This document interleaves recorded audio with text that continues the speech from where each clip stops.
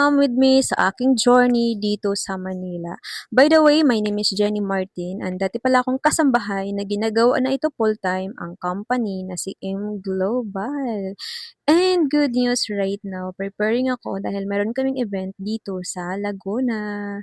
And samahan niyo po ako dahil sasakay lang po muna ako sa car ng aking mentor habang tinatrabaho ko pa yung aking car. Anyway, been doing this business for almost 3 years.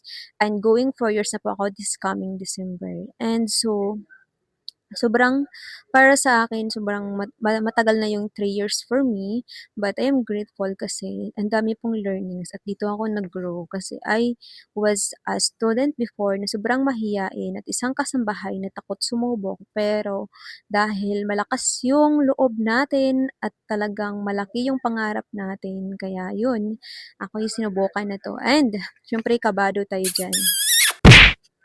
Pero ituloy ang laban. Ay, ayan. So, malapit na po pala kami sa office and talagang nagmamadali na ako dyan kasi malilate na po kami. And actually, na-late na kami ng 5 minutes. So, madala lang naman siya sa ngiti.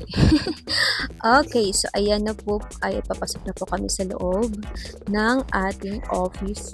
So, actually, ito pala po yung BCO ng Laguna. So, ang pinaka-main office talaga natin is nasa Ortigas, but malapit kasi kami dito sa Laguna. So, dito lang muna ako umattend ng event. So, habang wala pa naman yung iba, and buti na lang talaga, mag-start ng 3:30. So, manonood muna tayo ng event ng company natin. Actually, our company is M Global and looking forward na po tayo kasi this coming April 2026 is mag 20 years na po yung company natin. Okay, so, yan, samahan nyo naman kami. And yay, mag-start na po and welcome na po ng host natin, yung mga guest, yung mga bagong kasama namin sa event na to. And here we go, sobrang daming guest natin, different backgrounds, but they are want to be, alam mo yun, magiging magbago din po yung buhay, just like me na isang kasambahay na sobrang malaki din po yung pangarap sa buhay. Kaya,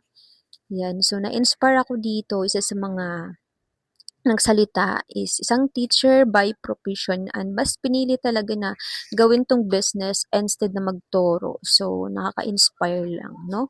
Kaya, wag mo lang talaga limitahan yung kakayahan mo. So, even kung saan ka man magaling, kung anong estado mo man sa buhay ngayon, tuloy mo lang yung laban.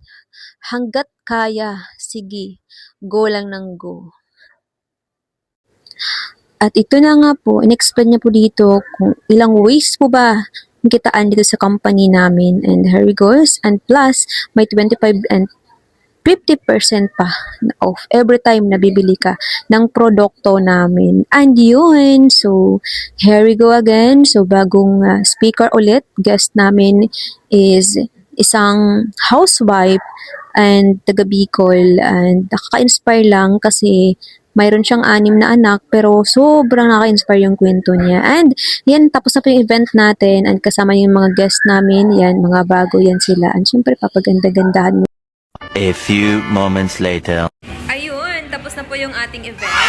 Ayan, may mga tao pa sa loob kasi may mga guest po na kinakausap. And hindi ako nakapag-video kanina kasi nalubat yung cellphone ko at buti na lang mayroong mabait na nagpahiram sa akin ng power bank. Hi! So, sobrang bait. And isa sa mga learnings ko ngayong araw is that ay sobrang kailangan mo na talaga sipagan sa buhay. Galingan mo lang araw-araw kasi bakit kahit ano pa yung estado mo sa buhay, nakapagtapos ka man ng pag-aaral, matalino, magaling ka man, pero kung wala ka pa sa tamang environment, hindi mo makita yung value mo, yung worth it.